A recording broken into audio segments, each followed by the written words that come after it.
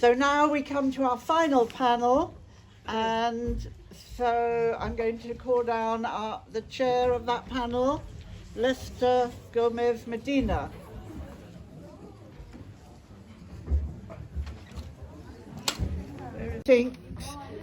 Committee members, and I'll just tell you about Lester. He was born in Nicaragua, raised in Costa Rica, and settled in London in 2014.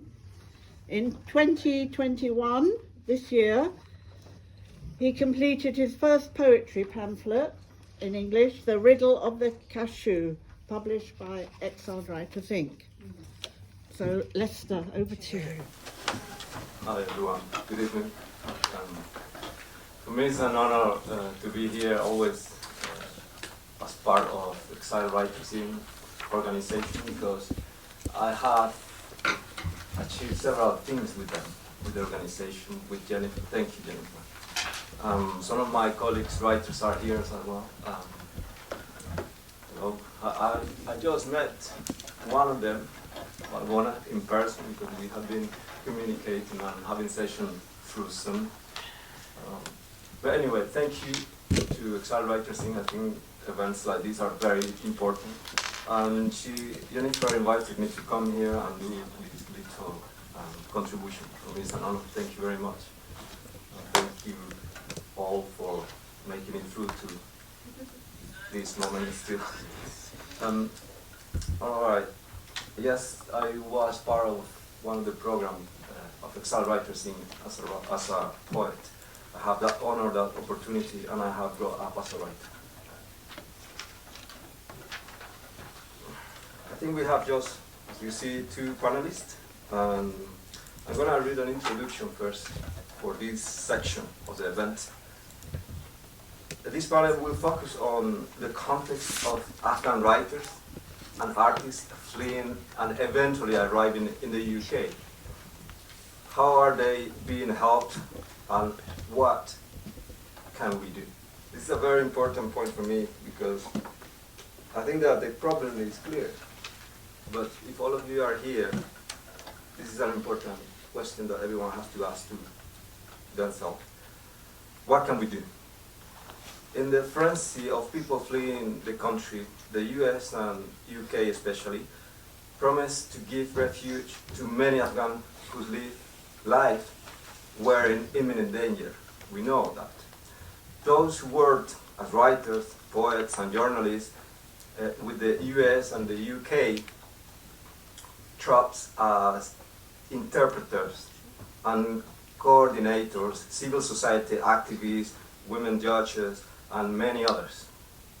Some of these categories of people have reached the safety of the relevant countries, but this is just the beginning of a long process of resettlement. For me, that's another important word, because I have experienced that myself. I'm a migrant in a second country, here in England.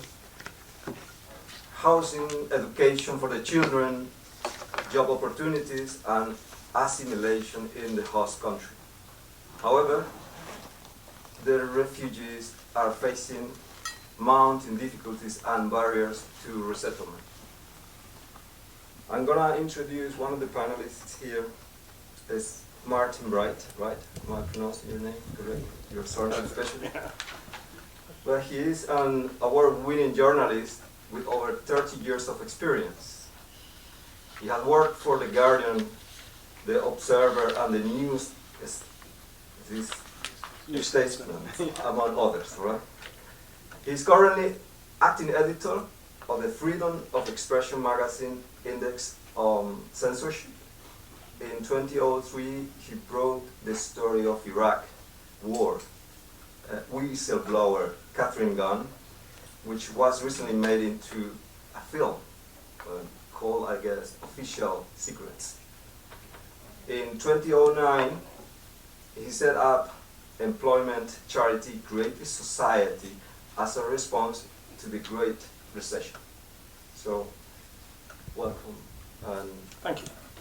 And thank you very much for inviting me. It's a real honour to be here. I feel very inexpert, I have to say. I can't claim to have a special knowledge of Afghanistan, or indeed really censorship, but, so you may ask why I'm here. I am, however, a journalist, and I've been working as a journalist for a long time, and sometimes you have to react very quickly to changing circumstances.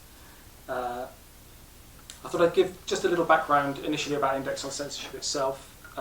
For those who don't know, Index on Censorship was founded in 1972 to help writers and artists, mainly behind the Iron Curtain at the time, to write about their plight and to publish their work. It's as simple as that, really. Particularly concerned with writers censored by the Soviet Union and other Warsaw Pact countries. But the work of Index soon spread around the world and became a place where dissident writers under oppressive regimes around the globe could find a safe home. And this tradition continues to this day. We have to prioritise, obviously, but in recent years we've worked closely with writers and dissidents in Hong Kong, Myanmar, Belarus, China and Russia. Our most recent edition here focused on dissident climate change protesters, and in particular indigenous campaigners. Which brings us to Afghanistan. Just as we were going to press with this edition, Kabul fell. And we felt it was important to recognise and mark that. We published the poetry of a writer that some of you will be familiar with, Parwana Fayaz, and the work of graffiti artist Shamsia Hassani. We're proud to do so. In fact, our publication led to the sale of one of her works by one of our readers, which we were very pleased about.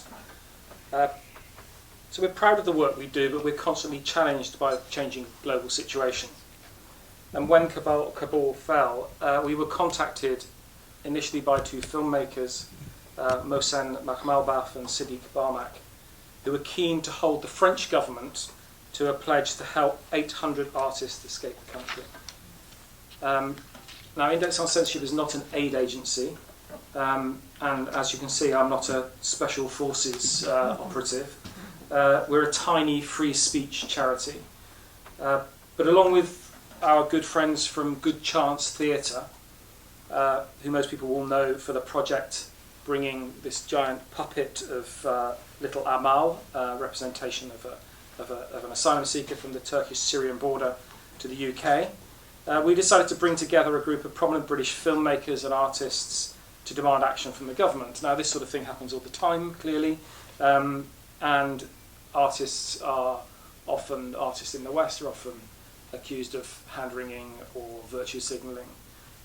So we took advice from Afghan writers and artists who said that it was great to have the likes of Sam Mendes and Keira Knightley and Emma Thompson signing this letter, but it was important not to make this just a kind of hand-wringing exercise, letters at a time saying, isn't this a terrible situation? So there were two demands in the letter. One was a demand to keep some sort of humanitarian corridor open. But the second, possibly more importantly, and I think this will feed into what we're going to be saying on the panel, it was also said to me that it's important to put in place support for artists and writers who have got out, who are here. Now, subsequent to this letter, we've been contacted by literally hundreds of journalists, artists, writers, and we are, I have to say, completely overwhelmed. And we were initially hopeful. We had some initial signs from government ministers that, a minister called Anne-Marie Trevelyan, who's a friend of Index on Censorship, agreed to set up a meeting with the then Culture Secretary, Oliver Dowden, to try and set up some sort of structure to help journalist artists in Afghanistan. But Boris Johnson chose that very moment to reshuffle his cabinet, and so we are yet to have that meeting with Oliver Dowden's successor. Conversations with other free speech organisations, Reporters Without Borders, for instance, who are the dominant European agency that is helping people on the ground. This suggests that the French and German governments are still working through lists of journalists that they gave them in August. There are no new visas being given, and there is no communication at all between those agencies and the British government. They just haven't answered their letters, emails. And then, of course, once we started receiving these hundreds of heart-rending emails, we realised there was also a problem for us in terms of capacity and in terms of verification. We had absolutely no idea whether these people were who they said they were. You know, we recognise that we are just not in a position to be able to help exfiltration, even if that was thought to be a good idea. So we've gone back to our model that we have in Belarus, which has been extremely successful. And indeed, there are some problems that have been outlined by our work in Belarus that I think probably do apply to Afghanistan too. For instance, such has been the success of some agencies in getting people out of Belarus that there's a serious lack of expertise now in Belarus itself. So particularly in terms of IT, there's an almost there's a feeling that there's a collapse of the IT sector in Belarus as a result of the number of people that have got out. I think there is, I mean, sorry to be so pessimistic, I think there's very little hope of getting large numbers of people out. And instead I do think that organisations like mine need to be looking at support, advocacy and publicity. And after all, that is what we have done for 50 years, that's what we do best. We are looking at present to, possibly on the model of our Belarus project, set up an Afghanistan project, and we are looking for administrative help and translation help, so anybody here who would be able to help us, I'd be most grateful. And our feeling is that if we could set up some sort of Afghanistan advocacy project based here, a network to help people here and in Afghanistan, something positive might come out of this dreadful situation. So, thank you very much.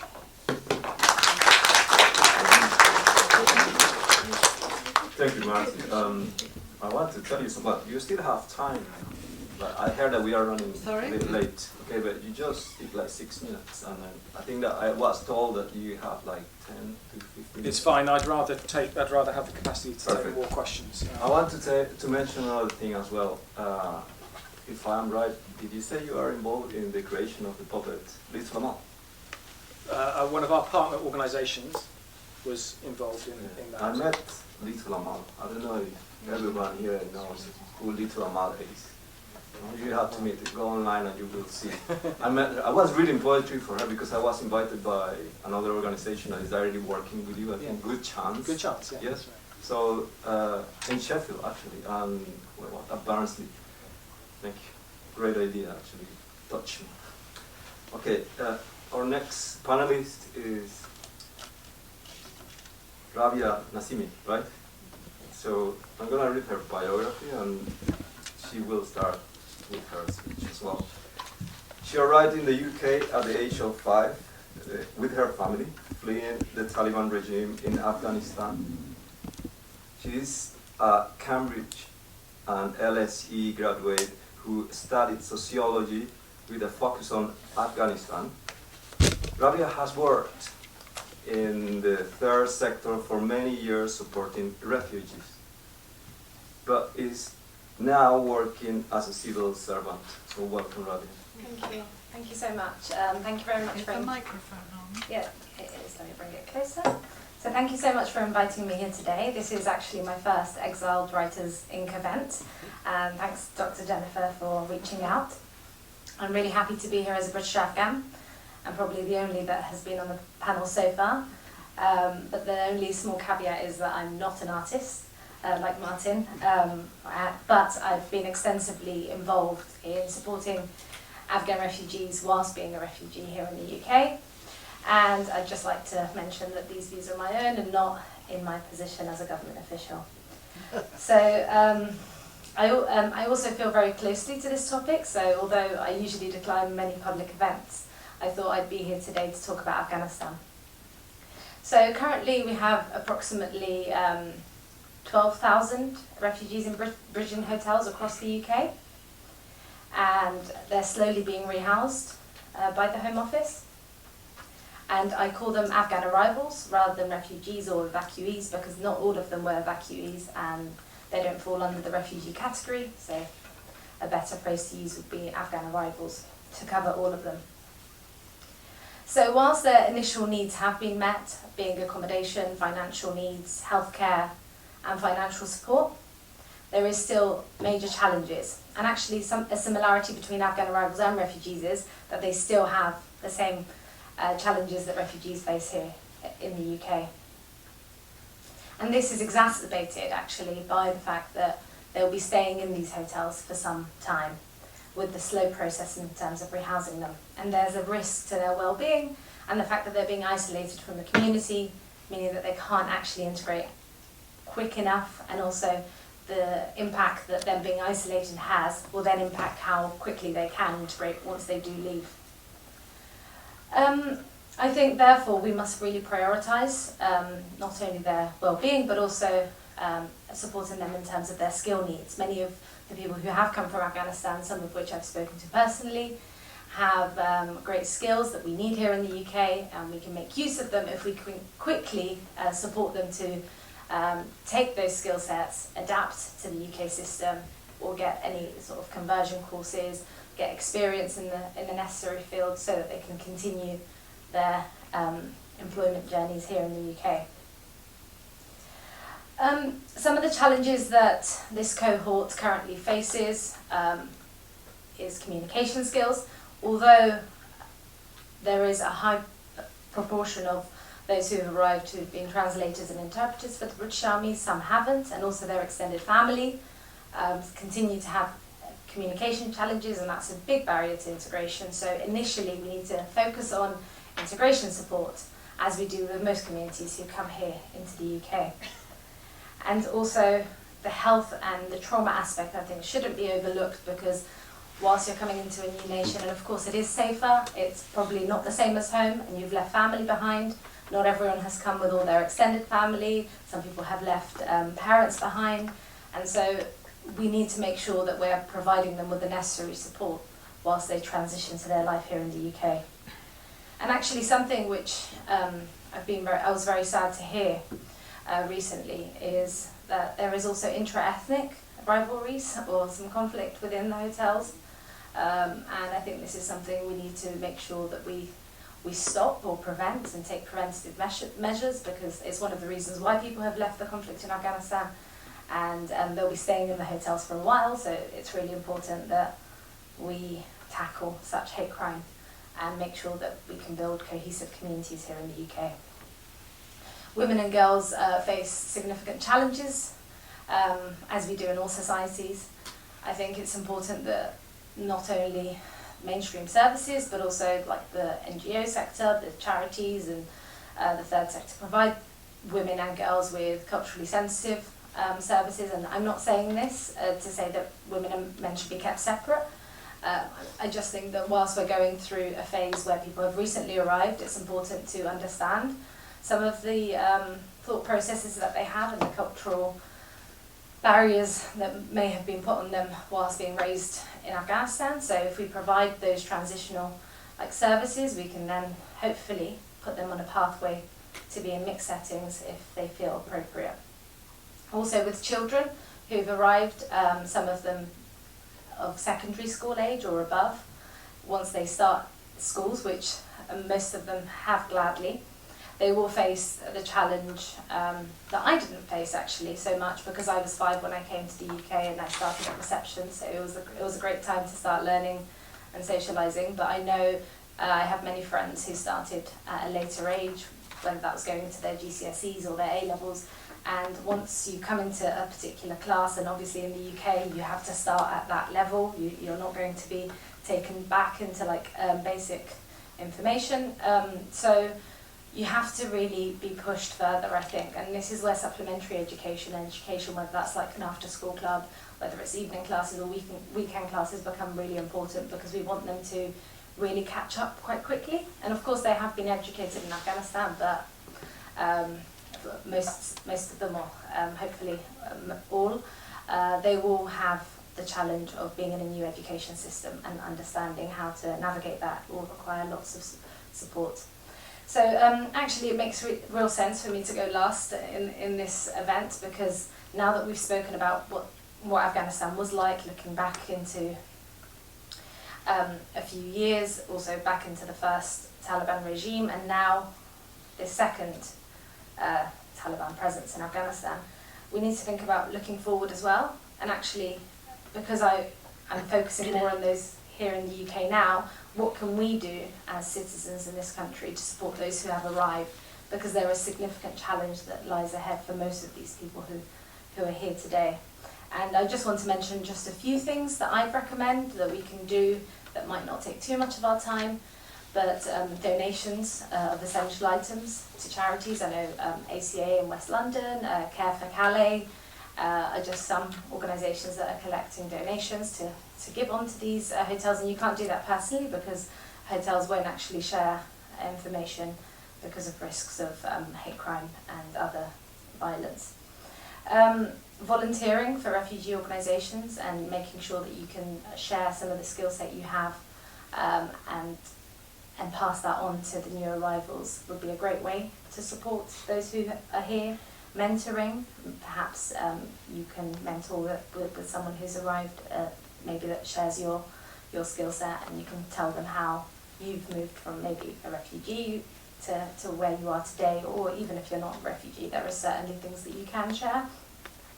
I think local schools are also finding it quite challenging to understand the needs of Afghan children, and some have actually approached me to say how do we support them, what are their needs. Some require counselling support, some require other like health related sessions. So if you're interested, you can actually go to your local school, see if there's any new Afghan arrivals and see what you can do, particularly if you have any language abilities.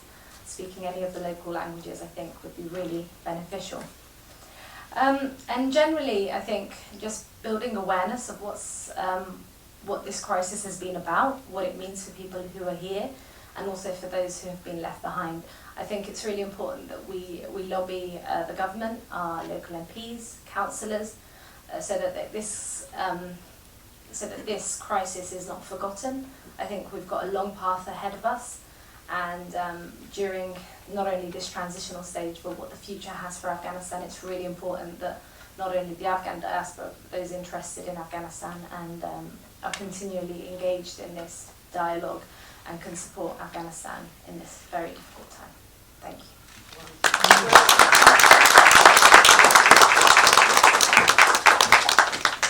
We are now, we have reached the section in which you are free to ask questions or make a comment if you want. I myself would say thank you to Martin and for Rabia for the job they are doing. For me, that's very important for society, of course. Feel free to ask a question. The gentleman. Hello, I'm Yama. I'm Afghan here. Can I ask my first question is for Martin?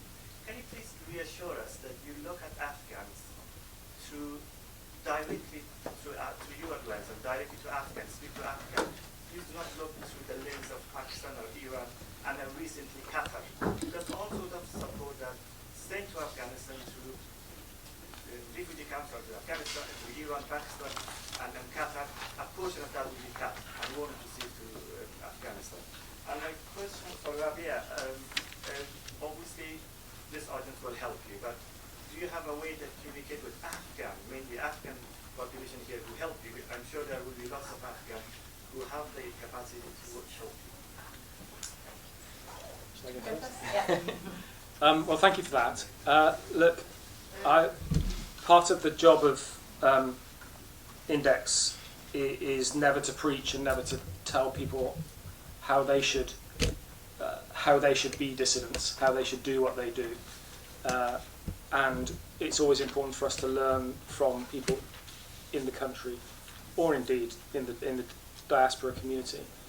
We are trying to learn very, very quickly about what we should do to help in this situation. We've already been warned about a number of initiatives that we should not get involved with. We have been told that we should very much stay away from any kind of exfiltration and sort of military-style operations, raising money to help people get out. It's just not what we do, and we would put people in danger. And we are very, very keen that if we do end up setting up a project on the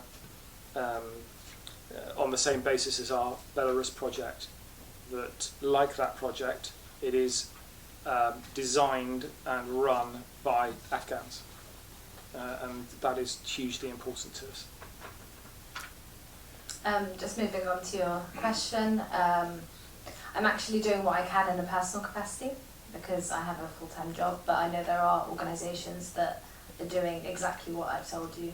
There are not only Afghan-based organisations, but also organisations that focus on new arrived communities, and I can pass on some details to you if you wish, because I'm sure that any support would be greatly appreciated. Thank you.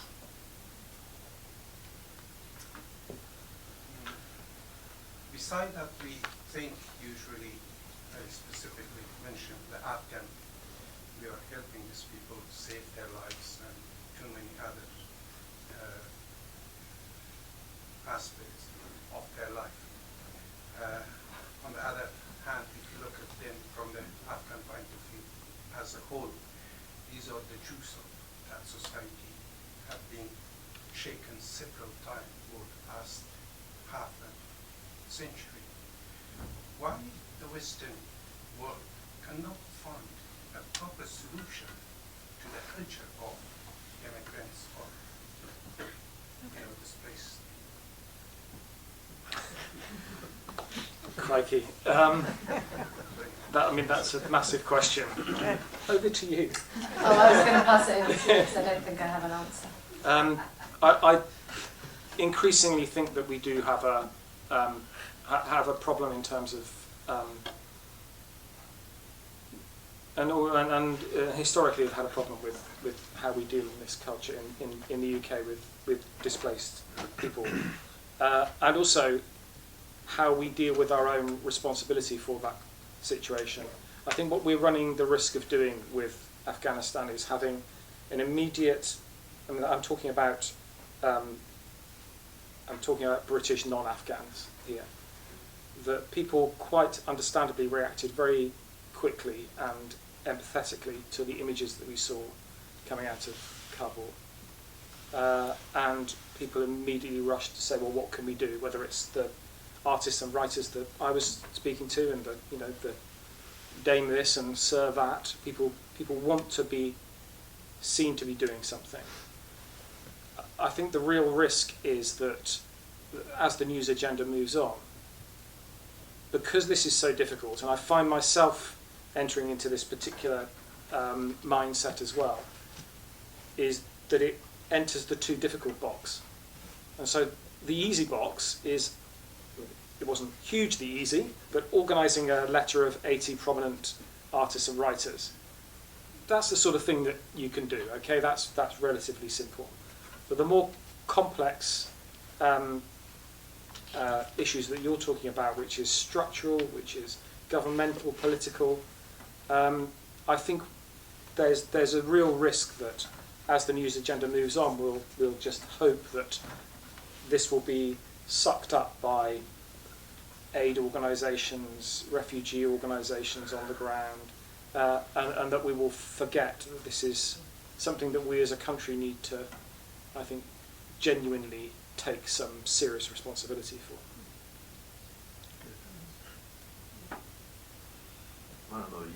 No answer, sorry.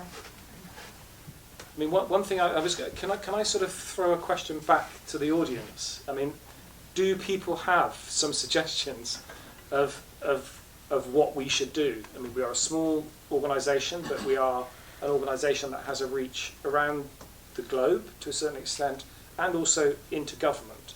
What would be the most helpful thing? Would it be to, oh, there you go. I'm very fortunate to have a brother that's working in this field. Very passionate about these kind of things. His main concern, I'm speaking like on his behalf. Yeah. A bit louder. Sorry. Louder. Louder. Okay, sure. All right. So his main concern is well-being, mental health. My family came in. Now looking back, I think everyone who comes from Afghanistan should have therapy, at least, because we don't understand how many things. Again, going back to my what I mentioned earlier on, my background in psychology, it's important. You know, we have when our teeth hurt, we go to the dentist. When our arms hurt, we go to the doctor. But when we have problems with our brain, we just kind of leave it, and because it's kind of a taboo to see a therapist or something. But I think there's well-being programs like going into the forest, going into looking at nature, art, music therapy, which I've done. These things are not directly therapeutical. They're not like you're not giving them medication, but it helps a lot and goes a long way. Thank you. Thank you very much. It's helpful. Yeah. I would say that having looked at how some of my Syrian contacts behave, we need to make Afghan society in the diaspora very visible. We need to have festivals and celebrate what is good and what people have brought with them, and involve all the people who have come in building those festivals, not do it to them. And I think 5 years from now, you should not wonder what happened. It should be brilliantly clear what happened, why, if possible, it should never happen again, and what all these wonderful people are doing. So I think we need to make this big and not let it slip away. I'm going to have to say that's exactly the sort of suggestion I was hoping for, and I mean, obviously this is the beginning of that, in a sense, in a small but important way. And I mean, one of the ideas we did have was, and again, talking to the Good Chance Theatre people, was if there could be some sort of physical space, a hub, a place that people can come. I mean, it could be both physical and non-physical. It could be we're already, in our small way, building the networks of people that we've been in contact with, and you know, if that was helpful, I think there's something that perhaps in Exile Censorship could help find, whether it was, you know, somewhere that people can come to listen to music, to hear poetry, to talk about. I don't know. Is that something? Well, there's a play in Cardiff, A Boy with Two Hearts. Yeah.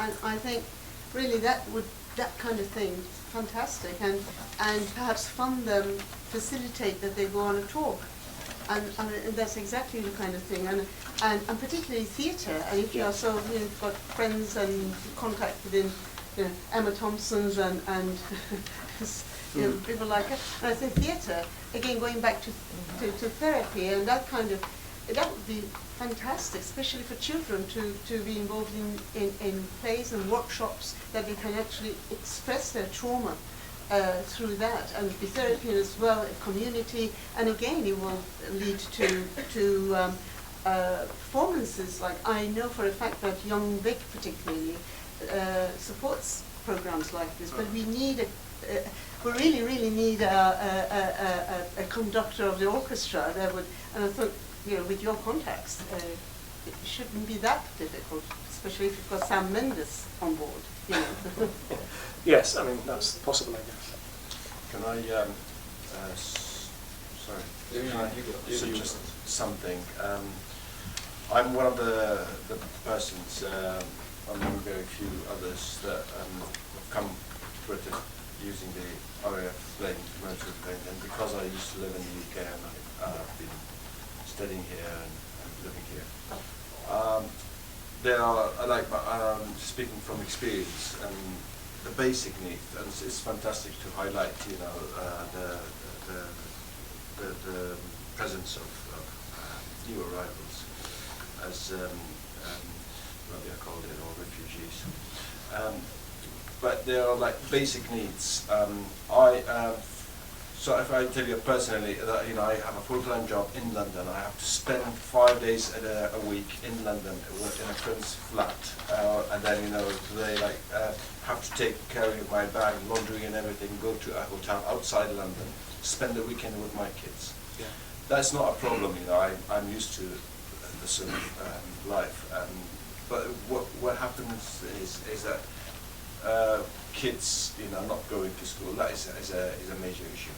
Of course, they will catch up, you know, they're young, they will be, you know, and most Afghan kids are bright by nature. Sadly, that they can't just, you know, when they grow up, they can't work together, that's the problem. You know, they are, you know, like, they get like this child depression, which is going to create a major problem for them when they grow up. That's a challenge, and I think it's got to do something with housing. I mean, I don't deserve to be housed in a council estate because I earn enough, I have a job, but then, you know, my problem is I haven't been living here for the past 14 years, so everything is new to me, and, you know, and so that's my struggle, you know.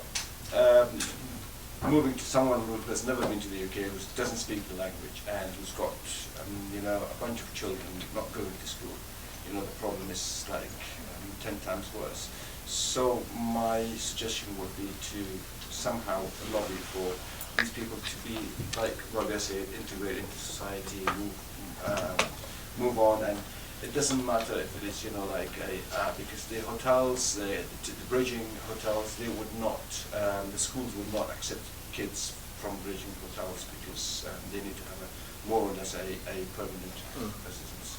Okay, so I'm not sure if that phrase is quite correct, but anyway, British born people, or Afghans who came very young, you know, with other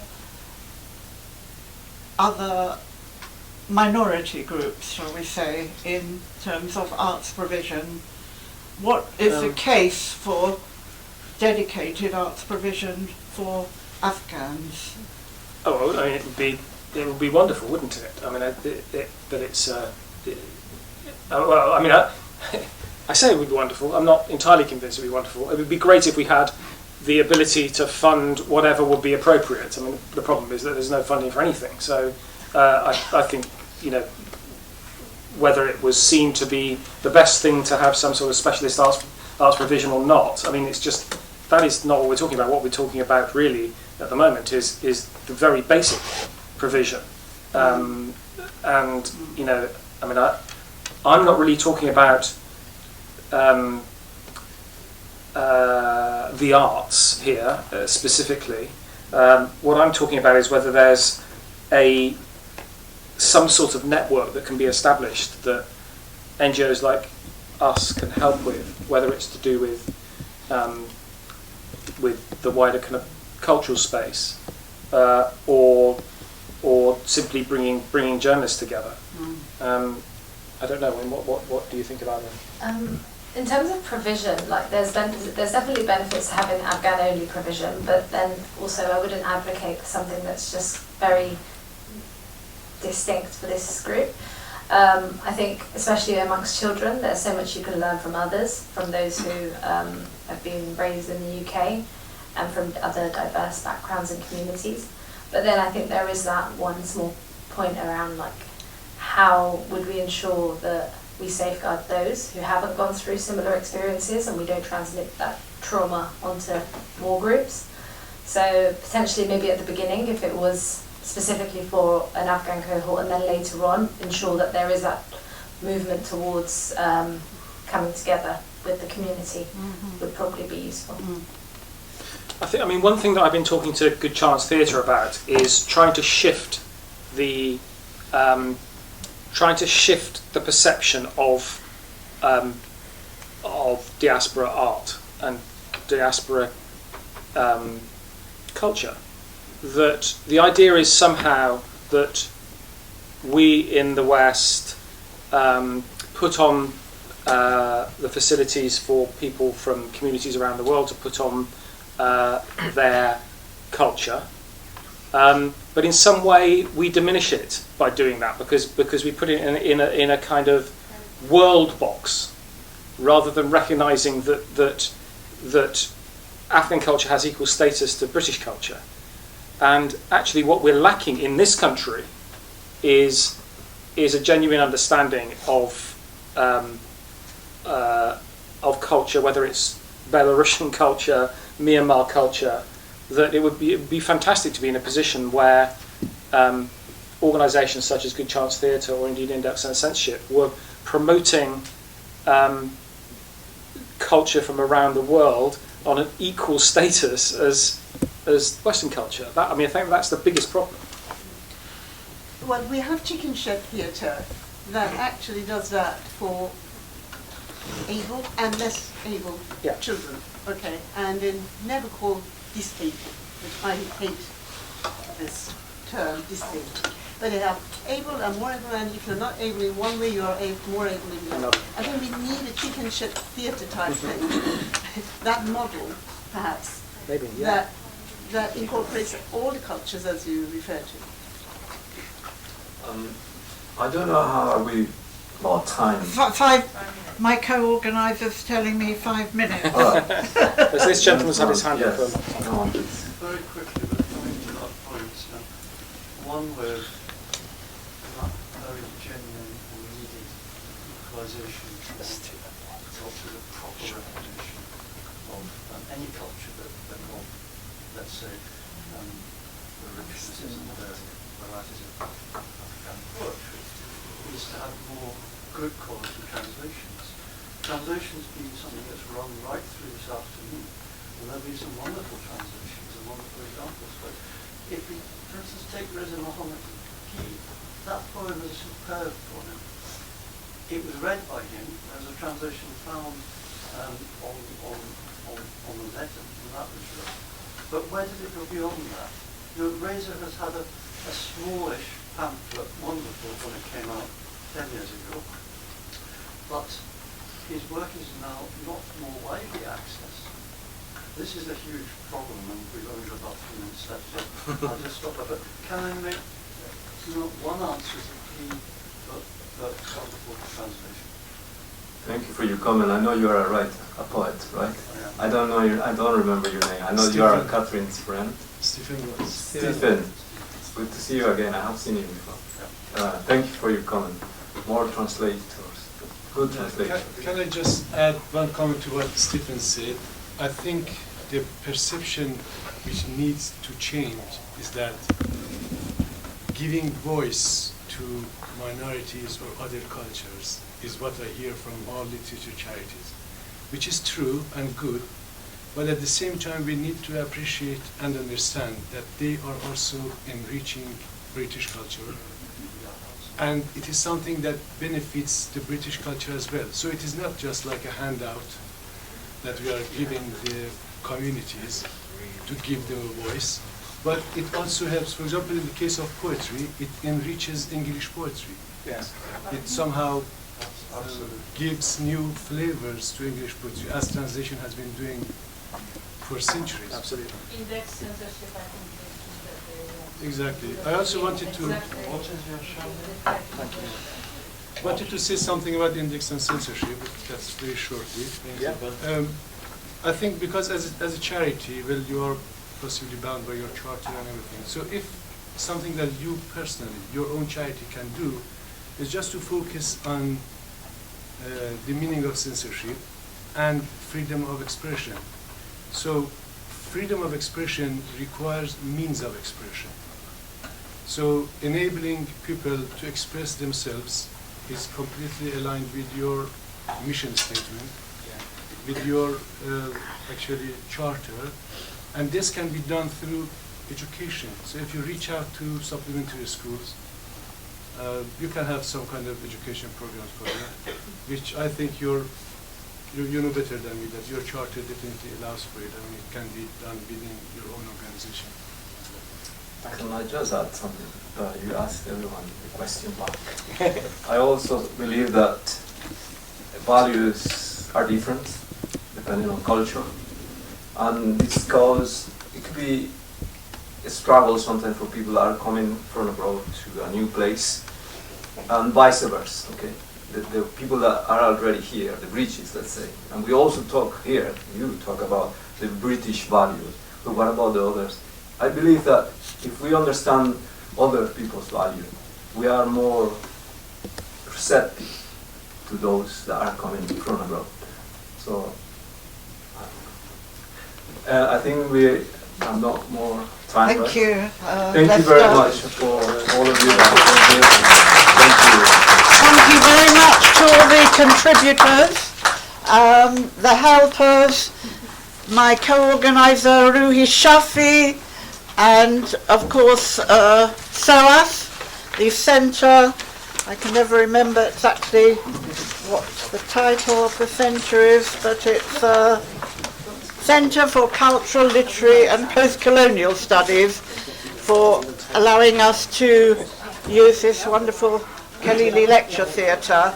And you know, I hope as they say, the old cliche, the conversations will continue. We're up against it though. So thanks very much to everyone for coming, and lovely to see you all in